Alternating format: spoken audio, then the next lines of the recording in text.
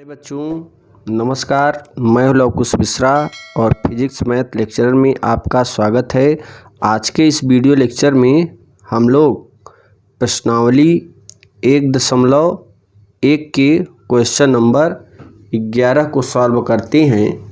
तो यहाँ पे देखिए, इसको सबसे पहले समझिए कि इसमें क्या करना है। सिद्ध कीजिए कि किसी समतल में स्थित बिंदुओं के समुच्चय में r p, q बिंदु P की मूल बिंदु से दूरी बिंदु Q की मूल बिंदु से दूरी के समान है। द्वारा प्रदत्त संबंध R एक तुल्यता संबंध है। पुनः सिद्ध कीजिए कि बिंदु P ≠ 0, 0 से संबंधित सभी बिंदुओं का समुच्चय P से होकर जाने वाले एक ऐसे वृत्त को निरूपित करता है जिसका केंद्र मूल बिंदु है। तो यहाँ पे देखिए प्यारे बच्चों, जैसे हम कोई x अक्ष y अक्ष मान लें और इसे सॉल्व करेंगे। तो जैसे मान लें ये हमारा हो जाएगा x अक्ष और ये y अक्ष, और यहाँ पे O बिंदु है मूल बिंदु, और एक बिंदु हम यहाँ पे ले लेते हैं, इसका नाम है P। दूसरा बिंदु यहाँ पे ले लेते हैं, इसका नाम है Q। अब इसे अगर ऐसे मिलाएं तो आप देख रहे हैं जितनी दूरी OP की है, O से P की है, उतनी दूरी O से Q की है।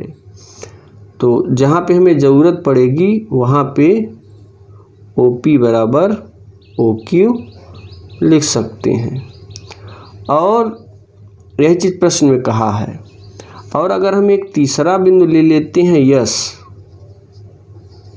ठीक है ना, तो ये भी देखेंगे कि ये जो दूरी है OS OP और OQ के बराबर है। और जब आप इसे इस तरीके से घुमाएंगे तो यह एक तरीके का वृत्त बनेगा, वृत्त का निर्माण हो जाएगा, सर्किल का निर्माण हो जाएगा। तो कहीं ना कहीं इसी को हमें दर्शाना है। तो चलिए शुरू करते हैं, एक एक चीज़ एक एक पॉइंट को पकड़ते हैं।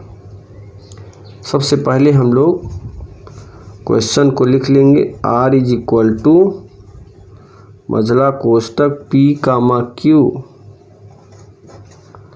सच दैट, अब ये दूरी बराबर है तो OP बराबर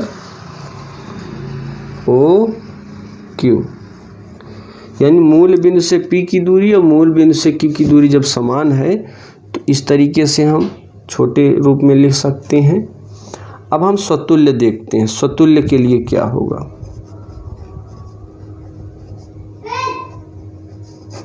स्वतुल्य के लिए अगर बात करें तो यहाँ पे हम देख सकते हैं कि इसमें स्वतुल्य के लिए स्वतुल्य का कंडीशन आप जानते हैं कि अगर हम कोई बिंदु P ले लें यहाँ पे, तो P, P belongs to R से संबंधित है।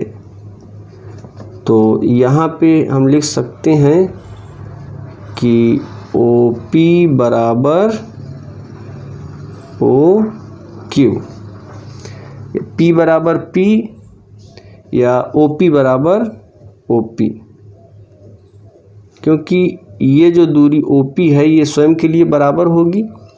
तो यहाँ पर लिखेंगे OP बराबर OP, क्योंकि P किससे संबंधित है? R से। तो यहाँ पर इस चीज़ को जब फॉलो कर रहा है, अभी ऐसे समझ लीजिए कोई भी दूरी हो वह स्वयं के तो बराबर ही होगी, कोई भी आदमी हो स्वयं के बराबर ही होगा। तो उसी के अनुसार यहाँ पे ये चीज़ OP बराबर OP, तो P, P R से संबंधित है। ऐसी स्थिति में R स्वतुल्य होगा।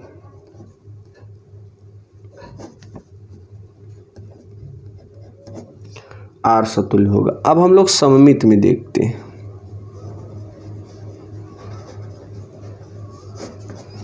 सममित के लिए क्या करेंगे कि P, Q यह अगर R से संबंधित है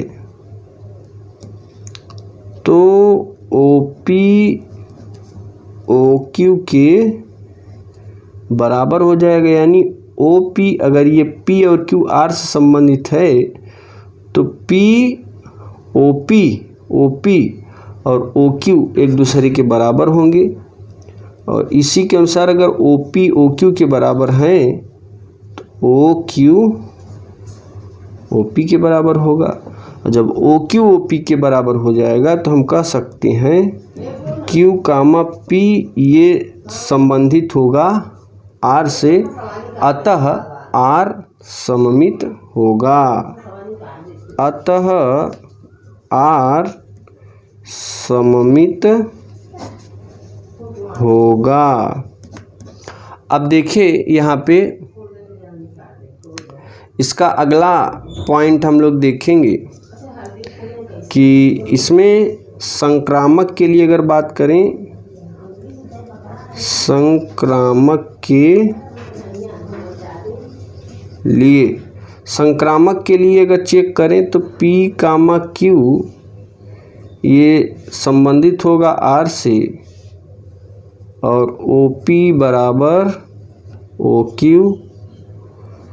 ये भी R से संबंधित होगा। ऐसी स्थिति में Q,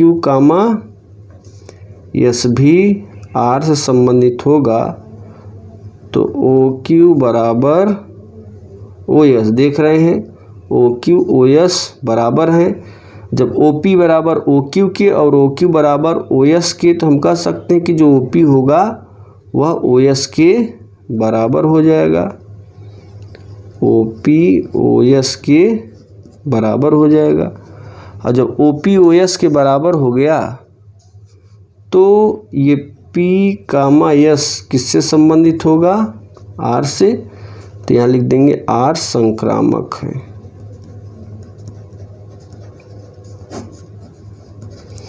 और यहाँ पे एक चीज़ और प्रश्न में ये कहा है कि मूल बिंदु चेक करना है, संबंधित है।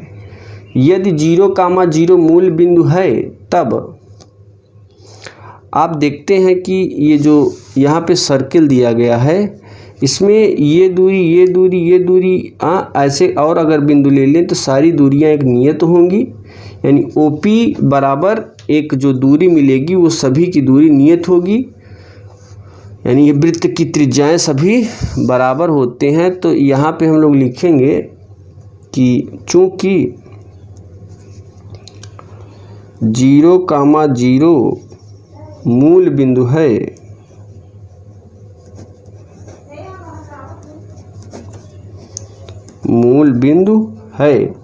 तथा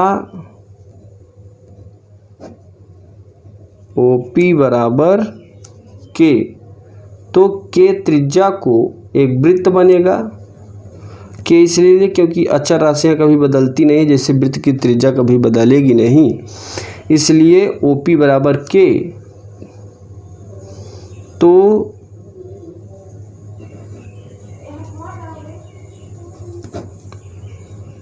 त्रिज्या का एक वृत्त बनेगा। OP बराबर K त्रिज्या का एक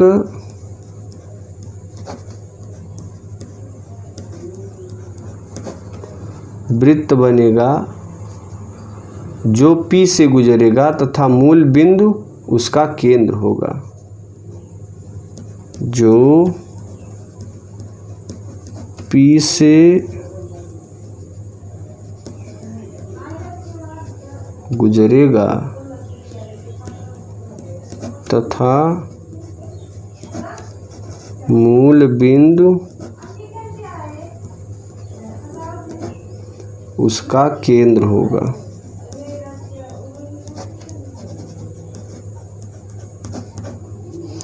तो यहाँ पर ये हमारे क्वेश्चन कंप्लीट होता है। कीजिए कि समस्त त्रिभुजों के समुच्चय ए में r बराबर T1 comma T2 such that T1 comma T2 के समरूप द्वारा परिभाषित संबंध R एक तुल्यता संबंध है भुजाओं 3, 4, 5 वाले समकोण त्रिभुज। T1 भुजाओं 5, 12, 13 वाले समकोण त्रिभुज T2 तथा भुजाओं 6, 8, 10 वाले समकोण त्रिभुज T3 पर विचार कीजिए। T1 और T2 और T3 में कौन सी भुजाएं परस्पर संबंधित हैं। तो सबसे पहले ये चीज़ लेकर चलते हैं और देखते हैं कि यह तुल्यता संबंध है, और फिर उसके बाद देखेंगे कि जो परस्पर संबंधित हैं 1, 2 ये 3। तो इस तरीके से हम चेक करेंगे। जैसे 3 में 6 का भाग देंगे, ठीक, तो 3 1 के 3 दूनी 6 1/2, 4 में 8 का भाग 4 1 के 4, 4 दूनी 8, 5 में 10 का 5। तो ये दोनों भुजा संबंधित हैं और ये दोनों संबंधित नहीं होंगे। तो ये इसी पर हमें विचार करना है, यानी T1 ये T1 है, ये T3 है, T2 है, ये T3 है। तो T1 T2 से संबंधित है या फिर T1 T3 से संबंधित है या फिर T2 T3 से, किससे है? तो जिसकी भुजाओं में अनुपात बराबर हो जाएगा वही संबंधित होगा। उससे पहले कुछ हम चीज़ बताना चाहेंगे आपको, थोड़ा समझिएगा। जैसे ये समरूप त्रिभुज है, ओके। समरूप त्रिभुज का मतलब है कि ए आप 10 में पढ़े थे, ABC PQR समान रूप के हैं और इनकी जो संगत भुजाएं उनके अनुपात बराबर होंगे, यानी AB/PQ AB/PQ बराबर BC/QR बराबर AC/PR। तो यहाँ पर आप देख रहे हैं कि AB PQ के अनुपात है, BC/QR AC/PR। जैसे इसका 1 मान लें, इसका 2, इसका 4, ठीक है, इसका 5, इसका 10, ठीक, इसका 10, इसका 20। अब आप देखेंगे कि अगर भाग देंगे 2 में 4 का भाग, ठीक, 5 में 10 का भाग, 10 में 20 का भाग, 2 1 के 2 दूनी 4, 5 1 के 5 दूनी 10, 1 के 10 दूनी। तो आप देख रहे हैं जो भुजाएं हैं वो बराबर हैं। तो वैसे ही हमें इसमें बताना है, इस चीज़ में बताना है। तो चलिए हम लोग पहले देख लेते हैं कि इसकी जो T1 T2 तुल्यता संबंध है या नहीं। तो यहाँ देखिए प्यारे बच्चों, सबसे पहले इस क्वेश्चन को हम लोग यहाँ पर उतारेंगे। R = T1 comma T2 such that T1 T2 के समरूप है। अब इसके नाम से ही पता चल रहा है कि ये समान रूप के हैं, यानी जो T1 है वही T2 है। अब हम लोग स्वतुल्य के लिए देखें।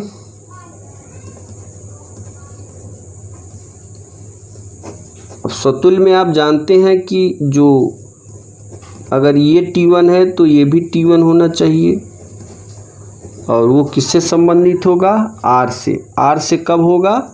जब कोई भी त्रिभुज स्वयं के समरूप होगा। तो सभी त्रिभुज स्वयं के समरूप होंगे, समान रूप के होंगे। जैसे समकोण ही ले ले तो वो भी तो स्वयं के समरूप होगा। तो ये जो T1 है पहला त्रिभुज है और T1 दूसरा त्रिभुज है। तो ये T1 दोनों बराबर हैं, इसलिए ये दोनों एक दूसरे के समरूप होगा। या ऐसा लिख सकते हैं, कोई भी त्रिभुज स्वयं के समरूप होता है। कोई भी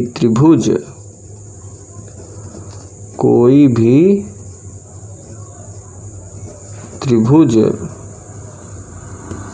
स्वयं के समरूप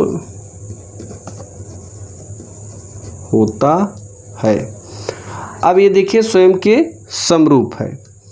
जब ये स्वयं के समरूप है तो हम कहेंगे कि R स्वतुल्य होगा। R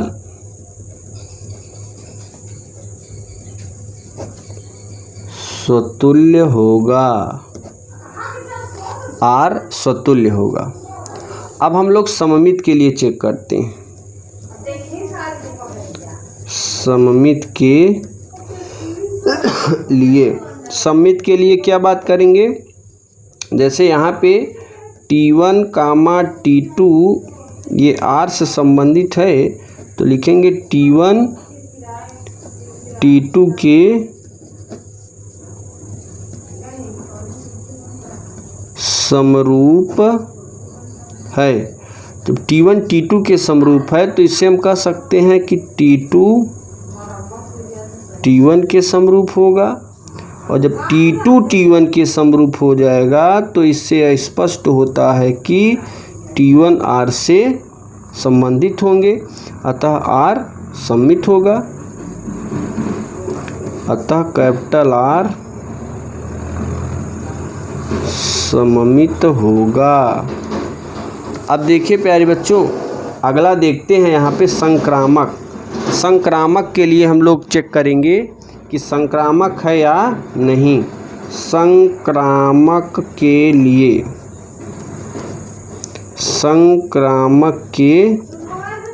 संक्रामक के लिए क्या होगा? मान लेते हैं कि माना T1, T2 belongs to R। T1, T2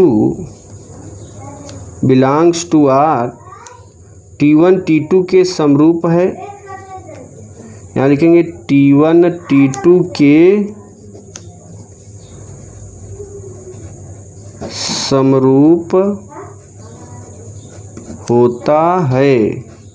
और जब T1 T2 के समरूप होगा ना तो जो T2 है वो T3 के समरूप होगा। T2 T3 के भी समरूप हो जाएगा। और जब T2 T3 के समरूप होगा तो हमसे कह सकते हैं कि T1 भी T3 के समरूप होगा। तो हम यहाँ पे लिख सकते हैं कि T1 भी T3 के समरूप, T1 T3 के समरूप होगा तो इससे यह निष्कर्ष निकलता है कि T1 T3 R से संबंधित होंगे, अतः R संक्रामक होगा।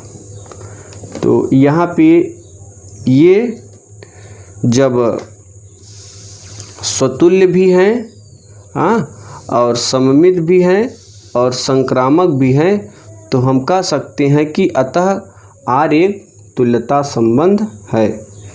यहाँ लिखेंगे अतः कैपिटल R एक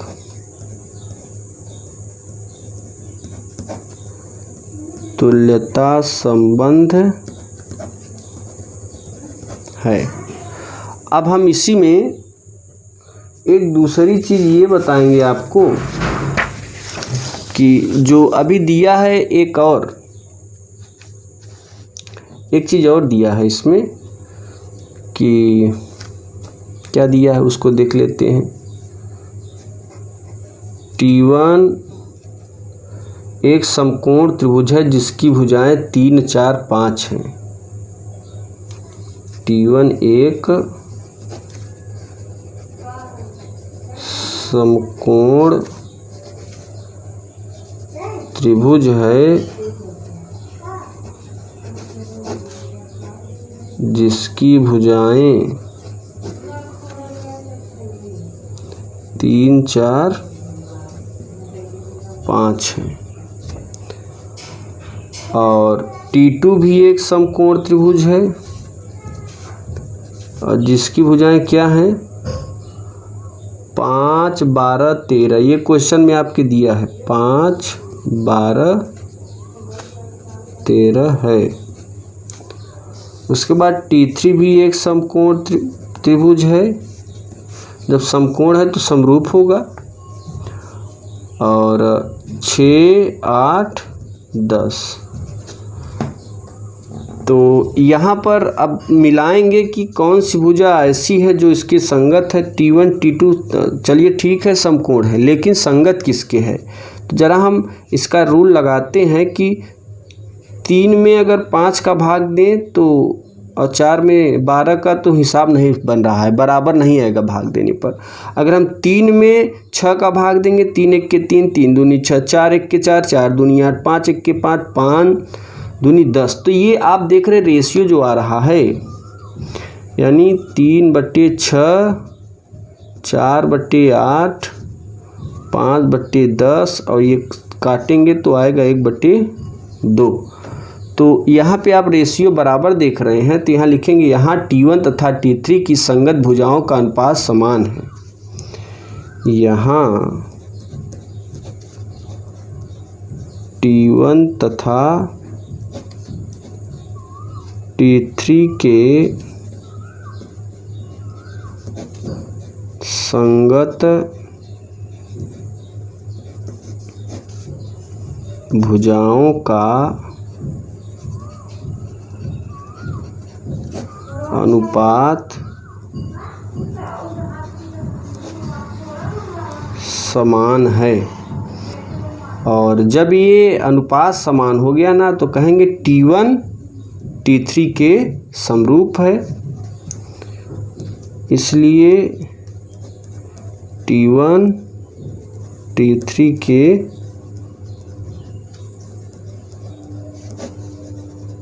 समरूप है। और जब T1 T3 के समरूप होगा तो क्वेश्चन में यह पूछा है कि कौन किससे संबंधित है, तो लिख देंगे T1 T3 से संबंधित होगा। अतः T1 T3 से संबंधित होगा। तो यहाँ पर ये टॉपिक हमारा कंप्लीट होता है। अब हम लोग क्वेश्चन नंबर 13 को सॉल्व करेंगे। तो यहाँ पर दिया गया है कि सिद्ध कीजिए समस्त त्रिभुजों के समुच्चय में R बराबर P1, P2, P1 तथा P2 की भुजाओं की संख्या समान है। P1 तथा P2 की भुजाओं की संख्या समान है। तो इस प्रकार से परिभाषित संबंध R एक तुल्यता संबंध होगा। और एक चीज़ और सिद्ध करना है, 3, 4 और 5 लंबाई की भुजाओं वाले समकोण त्रिभुज से संबंधित समुच्चय A के सभी अवयवों का समुच्चय ज्ञात कीजिए। तो यहाँ पर हम लोग ऐसे लिखेंगे, इस चीज़ को पहले इस तरह सॉल्व कर लेते हैं। R बराबर P1, P2 और P1 तथा जब भुजाओं की संख्या बराबर है तो लिख देंगे P1 बराबर P2। स्वतुल्य के लिए अगर बात करें, स्वतुल्य के लिए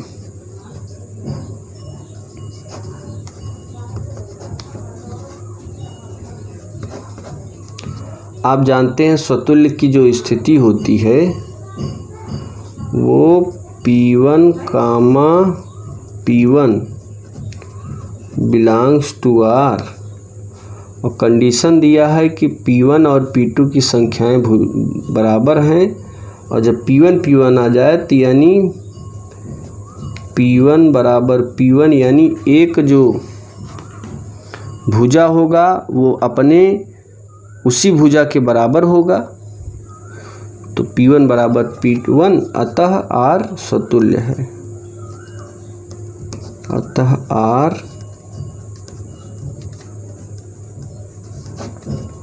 स्वतुल्य होगा।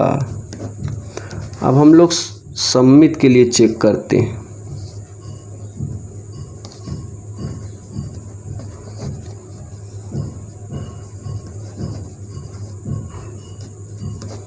सममित के लिए अगर बात करें तो यहाँ पे लिखेंगे P1 comma P2 belongs to R, P1 बराबर है P2 के, तो हम कह सकते हैं कि P2 बराबर होगा P1 के, और इस तर्ज पे P2 comma P1 belongs to R के, अतः R सममित होगा। अतः R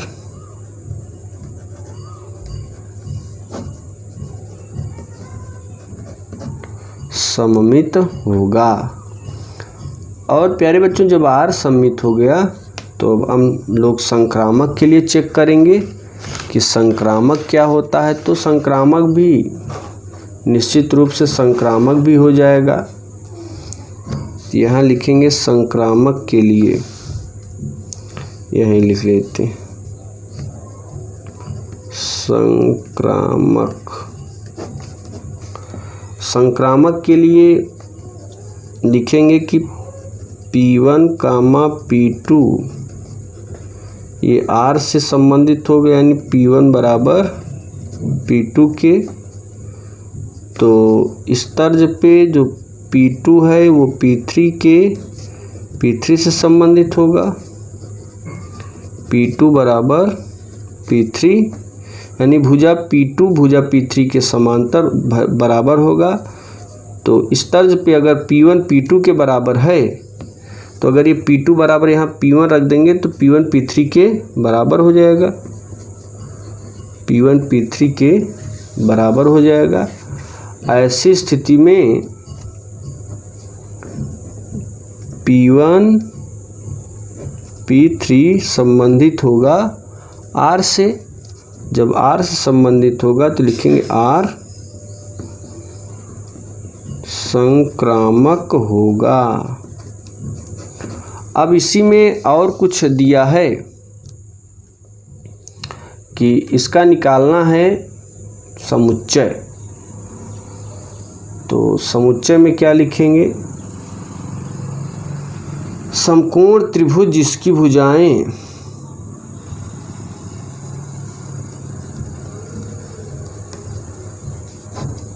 समकोण त्रिभुज, और जब ये तीनों हो गए ना तो लिख देंगे R एक तुल्यता संबंध है। यहाँ लिख देना है R तुल्यता संबंध होगा। अब देखिए इसी में थोड़ा और लिखना है कि समकोण त्रिभुज जिसकी भुजाएं 3, 4 तथा 5 दी है, यह एक त्रिभुज है।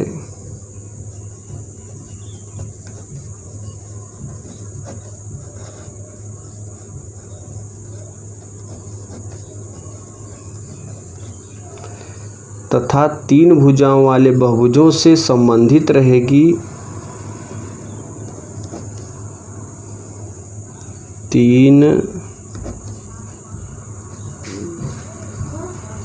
भुजा वाले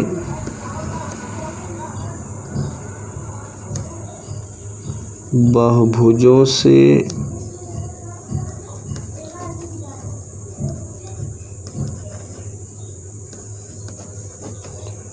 संबंधित रहेगी। अतः दिया गया त्रिभुज सभी त्रिभुजों से संबंधित रहेगा। अतः दिया गया त्रिभुज सभी त्रिभुजों से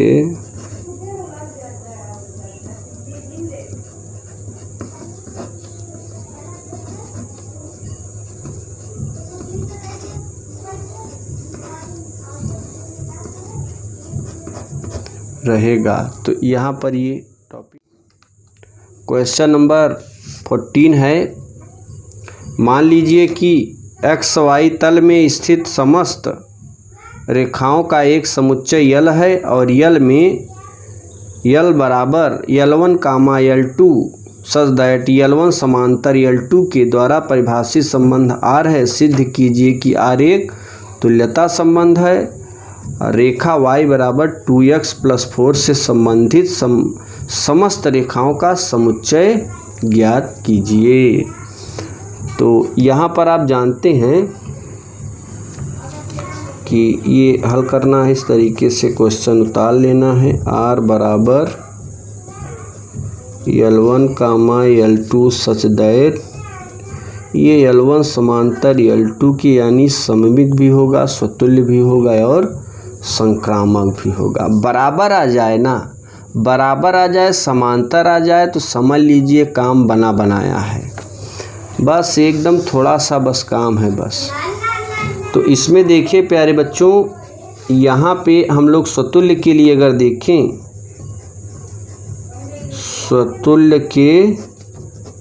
स्वतुल्य के लिए L1 कामा L2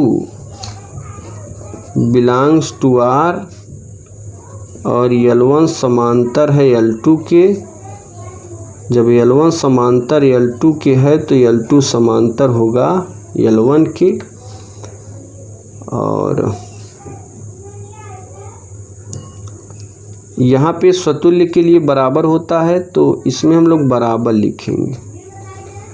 तो गड़बड़ हो गया, बराबर बना दीजिए। यानी L1 अगर R से संबंधित है तो L1 के समझ, जैसे एक रेखा ये है, एक रेखा ये है, यानी यहाँ पे ये L1 है और ये भी L1 है। तो आप देख रहे हैं दोनों क्या हैं, समांतर। कोई भी रेखा अपने उसी रेखा के क्या हो जाएगा, समांतर।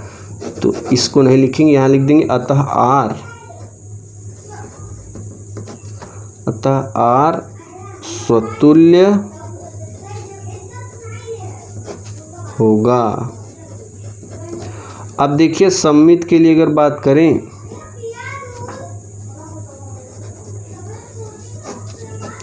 सममित के लिए L1 L2 R से तभी संबंधित होगा जब L1 समांतर होगा L2 के। तो ये तो है ही क्वेश्चन में। और आप जानते हैं कि अगर दो रेखा, एक L1 ले लिए और एक L2, तो अगर L1 L2 के समांतर है तो आप देख रहे हैं L2 भी L1 के समांतर है। तो यहाँ लिख देंगे, इसलिए L2 भी L1 के समांतर होगा। और इस तर्ज पे हम लोग यहाँ लिख देंगे L2 comma L1 belongs to R। तो R क्या होगा, सममित। R सममित होगा। अब देखिए संक्रामक के लिए अगर बात करें, संक्रामक के लिए, संक्रामक के लिए अगर हम देखें तो यहाँ लिखेंगे कि L1 बिलोंग्स टू R के, L1 समांतर होगा L2 के। तो L2 L3 अगर ले लें, यानी एक रेखा L1 है, दूसरी है L2, L1 L2 के समांतर है, तो ये L2 L3 के समांतर हो जाएगी। तो जब L2 बराबर है और इस L2 की L3 बराबर है, तो आप जानेंगे कि L1 L3 के भी बराबर हो जाएगा। तो यहाँ पे हम लिख देंगे कि L2 भी L3 के समांतर है और इस तर्ज पे L1 समांतर L3। तो यहाँ लिख देंगे L1 कामा L3 R से संबंधित होगा, अतः R संक्रामक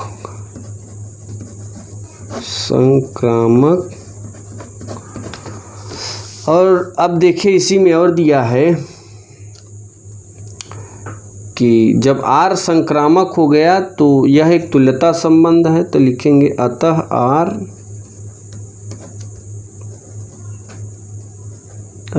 R तुल्यता संबंध है।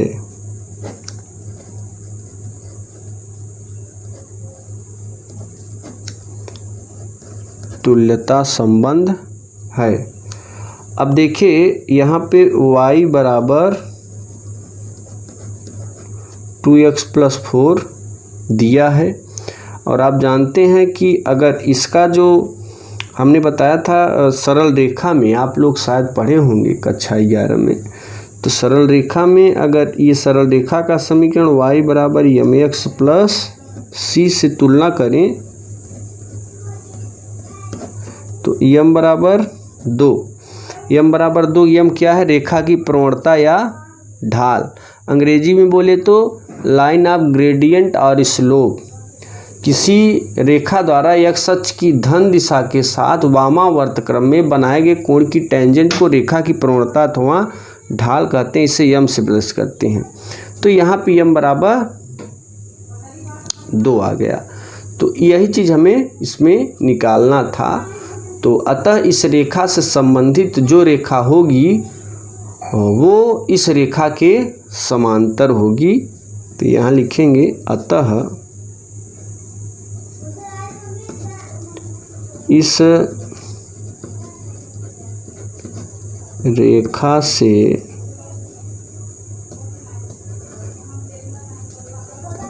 संबंधित जो रेखा होगी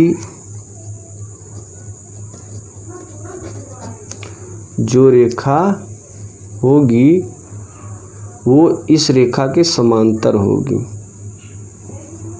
वो इस रेखा के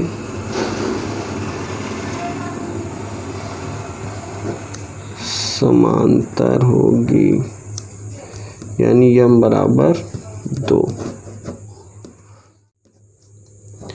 इसमें ऑप्शन MCQ टाइप क्वेश्चन है, मल्टीपल चॉइस क्वेश्चन। तो इसमें अब देखते हैं कि कौन सा ऑप्शन सही है, कौन सा नहीं सही है। तो यहाँ पे सबसे पहले ये उतार लेते हैं, a बराबर 1 2 3 4 और r बराबर क्या है 1, 2, 2, 2, 1, 1, 4, 4, 1, 3, 3, 3, 3, 2। तो जब ये 3, 2 है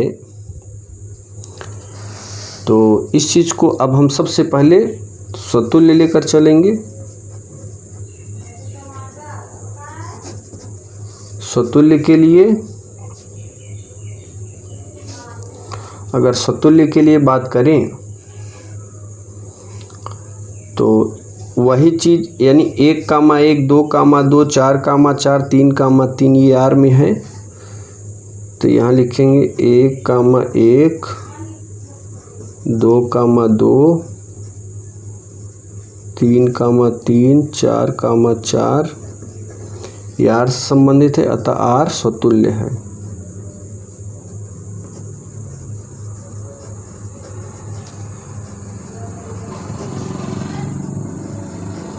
आर स्वतुल्य है। अब सममित के लिए चेक करते हैं।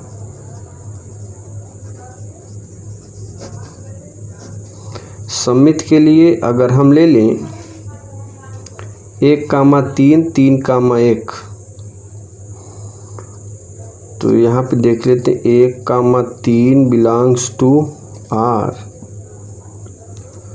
तो अगर 1, 3 आर से संबंधित है तो 3, 1 भी होना चाहिए, नहीं है तो स्वतुल्य नहीं है। 3, 1 यहाँ पे कहीं है, नहीं है, आर संबंध नहीं है, तो आर सममित है।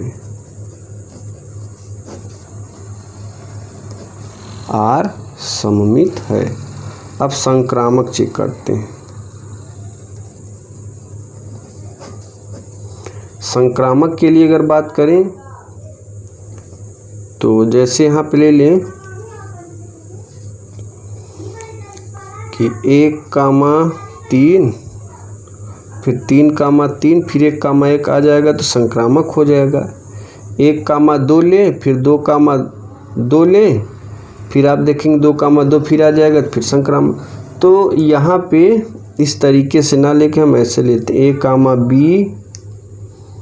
बिलोंग्स टू R तथा B, C belongs to R। तो A, C भी R में होगा तो कह सकते हैं कि R संक्रामक होगा। अब आप देख रहे हैं कि यहाँ पे सममित, ये सममित नहीं है ना, सममित नहीं है। तो आप देख रहे हैं स्वतुल्य तथा संक्रामक है लेकिन सममित नहीं है। तो यहाँ पे जो ऑप्शन बी है वही सही होगा। R बराबर A, B such that A बराबर B-2 B is greater than 6। अब यहाँ पे जो 4 ऑप्शन दिए गए हैं उसी को हम लेकर चलेंगे और इस चीज़ को जो भी वैल्यू अगर B का मान 6 से ज़्यादा जो भी ऑप्शन दे दिया तो समझ लीजिए कि वो राइट है। तो अगर पहला ऑप्शन ले 2,4 ये A की वैल्यू है, ये B की वैल्यू। अब R से संबंधित है या नहीं से चेक करेंगे। इसी में रखिए A के स्थान पे 2, B के स्थान पे 4। तो यहाँ पे अगर A बराबर चलिए ले A बराबर रखते हैं, A बराबर 2 रख दीजिए, B का मान ले आएंगे तभी पता चलेगा। A बराबर 2 B-2 ये इधर आएगा तो B की वैल्यू 4। B की वैल्यू 4 क्या इस 6 से बड़ा है, इसलिए ये संबंधित नहीं है। दूसरा नंबर 3,8 अब ये R से है या नहीं इसे भी चेक कर लेते हैं। यानी A के स्थान पे 3 रखेंगे तो ये मिलेगा B बराबर 5 और B बराबर 5 आप देख रहे हैं कि ये 6 से छोटा है, इसलिए ये भी R से संबंधित नहीं है। अब देखिए अगला 6,8 ये R से है या नहीं इसे भी चेक कर लेते हैं। A के स्थान पे 6 रखेंगे और B-2 ये B बराबर 8। तो ये हो जाएगा हमारा, जब ये 8 हुआ ना तो B की वैल्यू आप देख रहे हैं 6 से बड़ा है, यानी यही हमारा R से संबंधित है। तो यहाँ पे हमारा ये ऑप्शन नंबर 3 सही है।